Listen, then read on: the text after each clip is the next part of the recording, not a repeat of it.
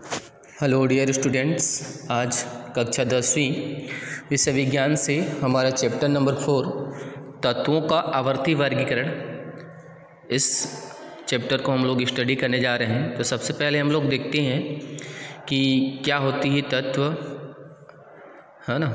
तो इसको देखते हैं। हमारे आसपास क्या होते हैं, विभिन्न प्रकार के पदार्थ पाए जाते हैं जिन्हें हम क्या क्या बोल सकते हैं, तत्व, यौगिक एवं मिश्रण के रूप में वर्गीकृत करते हैं। इन सब को हम लोग क्या देखेंगे, परिभाषा देखेंगे, किस तरीके से तत्व होते हैं, यौगिक होते हैं और मिश्रण होते हैं। अब 4.1 हम लोग देखते हैं, तत्व तब था और अब क्या था, कुछ पहले किस तरह से बांटा गया था। दार्शनिक जो अरस्तु थे, उन्होंने 384 से 322 ईस्वी पूर्व ब्रह्मांड की सभी तत्वों को 5 भागों में बांटा था। 5 तत्वों में अग्नि, जल, वायु, पृथ्वी तथा आकाश। उन्होंने इन सब से मिलकर बना वह ऐसा बताया था। बाद में एक वैज्ञानिक थे, ब्रिटिश वैज्ञानिक रॉबर्ट बॉयल।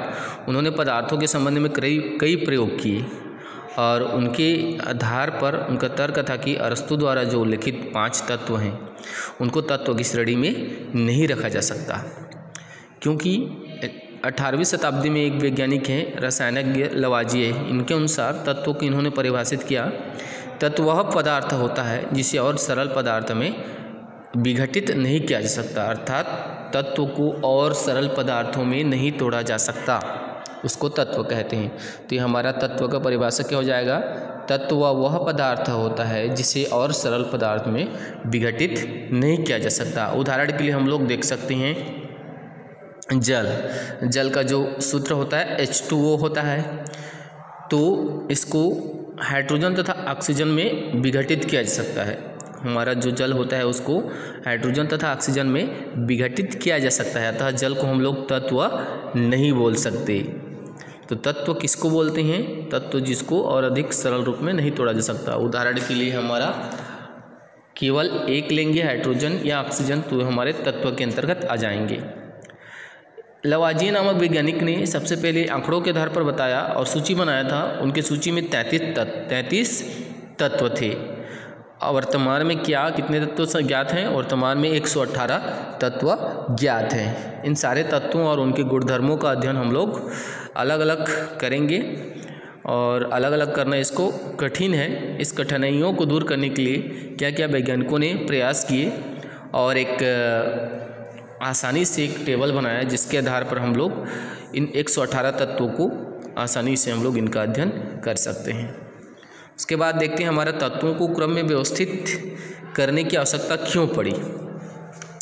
हम अपने घर में विभिन्न वस्तुओं को उनके गुणधर्म तथा उपयोगिता के आधार पर अलग अलग रखते हैं। जैसे पहनने के कपड़ों को एक जगह पर, बिछाने को एक जगह पर, ओढ़ने वाले कपड़ों को अलग अलग स्थान पर। यहाँ तक कि पहनने के कपड़ों में भी ठंड में पहनने वाले और गर्मी में पहनने वाले कपड़े भी।